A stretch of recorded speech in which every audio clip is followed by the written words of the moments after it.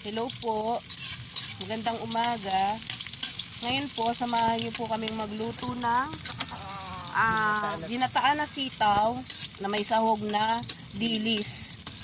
Simpleng ulam pero napakasarap nito. Ayan, gigisa na po natin ng bawang at sibuyas.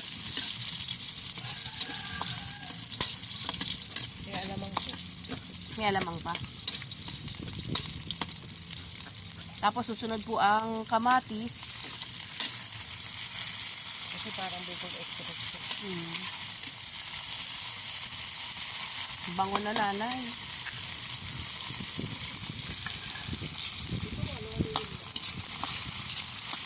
Sabi ng nanay ko, tulungan ko na raw siya maghalo-halo. Sa mga simpleng ulam na masarap kainin, lalo na pagka marami kayo nagsasalo-salo. Susunod na po ni nanay ang alamang. Igigisa po ang alamang. Isa rin po siyang panahog dun sa lulutuin na dilis. Kasi yung dilis naman po na maliliit, matabang naman po yun. Kaya parang siya na yung pinakaalat, yung alamang. Yan. Bale, lulutuin lang ni nanay ng mabuti yung alamang para matanggalan ng lansa.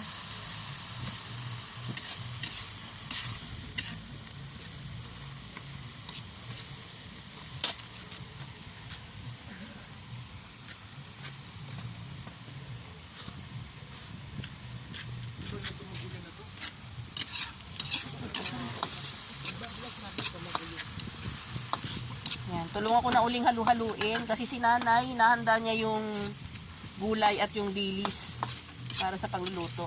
Ngayon, gagatungan muna kasi humihina na yung apoy. Dadagdagan ng gatong. Dito po kami nagluluto sa tabing dike. Ito po, tabing dike po ito. Tapos, ito po yung ilog. Yan. Dito po kami nagluluto sa labas, sa kawayanan. Kasi doon ho sa bahay medyo mainit. Saka presko kami. Dito kasi presko. Sa pasayang nga ho yung mga kahoy na ibinigay. Kaya gagamitin muna para makatipid sa gasol kahit paano. Diba ang mahal po ng gasol ngayon? Yan.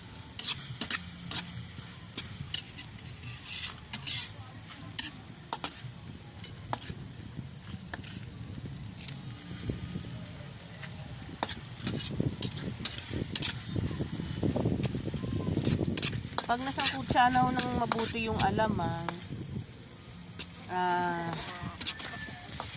susunod na yung gulay. Ano, nay? Hindi pa.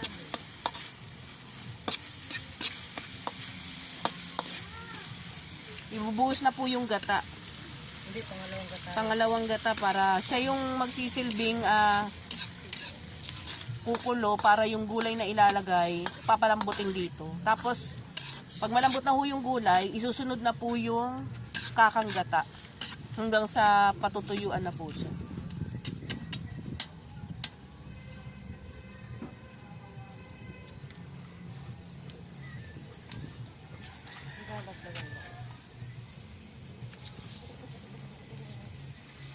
Sabi mo kakang gata na.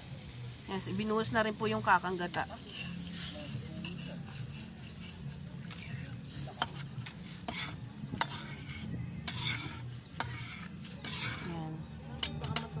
Pakukuluin lang po ng konti. Tapos susunod na po ilalagay yung sitaw na nahimay na kanina.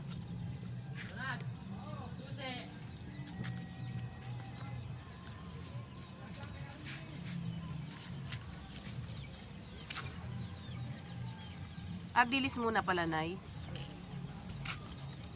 Hindi ba yan matudurog, nay? Kasi kukulo pa yan.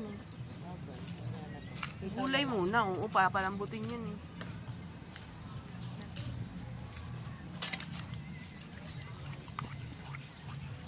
Yan, ilalagay na po natin ngayon yung sitaw. Yan. Gusto natin.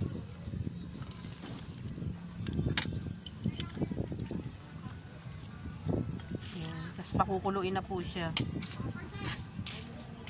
Pag po nakakulo na to ng isang kulo, isusunod naman pong ilalagay yung mga dilis na maliliit.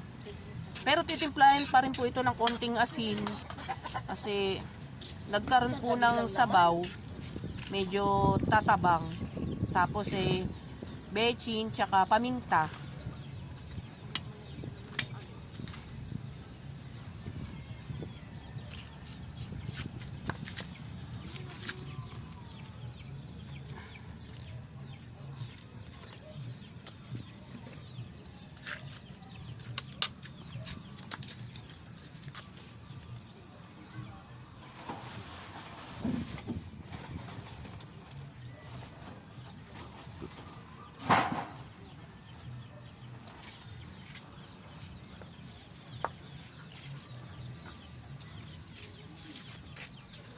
Medyo masinag po rito kasi ano to kawayanan. Kumbaga wala kaming sapen o panangga. Wala sa akin, wala bubong. Wala nga panangga.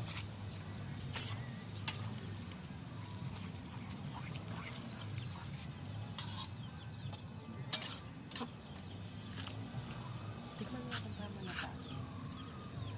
Kasi yung alamang eh. Sitikman po natin ng konti para malaman natin kung dadagdagan pa ng asin. Dadagdagan na nawala ng lasa. Nawala yung lasa ng alamang. Matabang naman pati yung alamang na yun, di ba?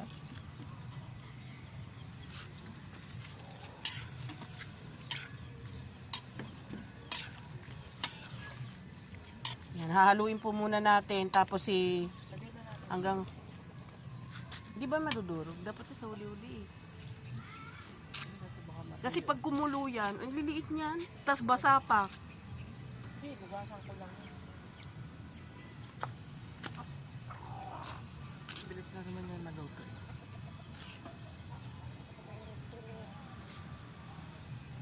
Yan. Dito po yung paligid namin. Yan. Dito po kami sa labas ngayon. Tapos ito ho yan. Bakanting lote, manukan, yan mga manok ng aking tatay dito itinatali sa labas sa may dike. Yan. Mga manok, mga sisiw, yung mga inahin, yan. Ito po yung paligid sa amin. Yan.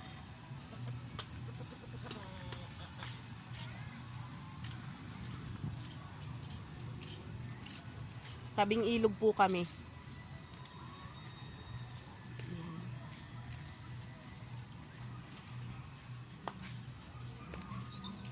Yan po si nanay, siya yung nagluluto.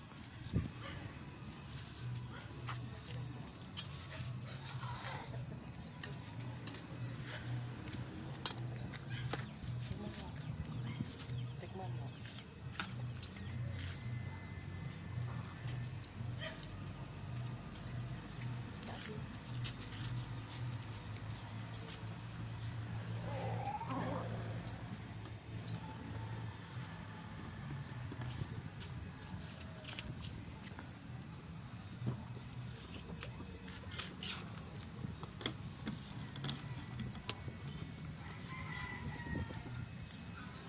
Ngayon po isusunod na pong ilagay ni nanay yung dilis kasi kumukulo na po ito eh.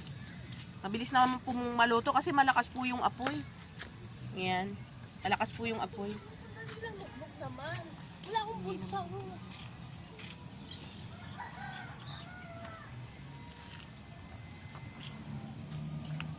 Ayan. Dito may paanan mo. Bili mo rin ako ng isa.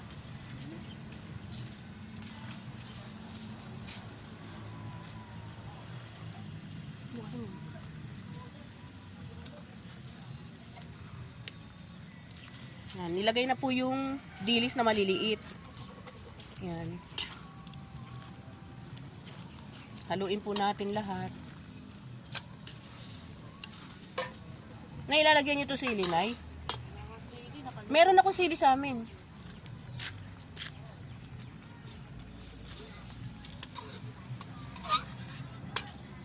Baka na sili.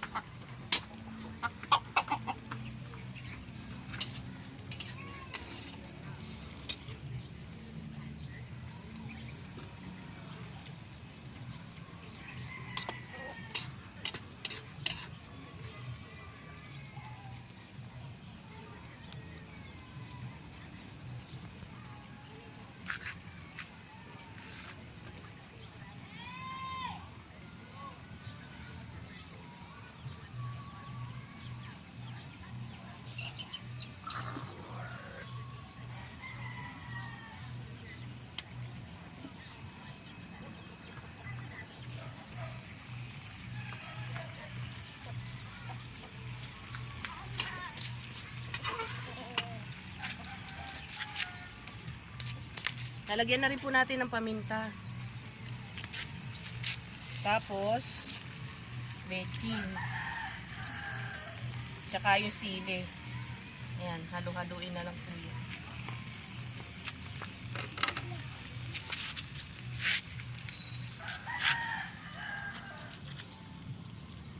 Ayan, nilagay na po yung sili, yung bechin, tsaka yung paminta.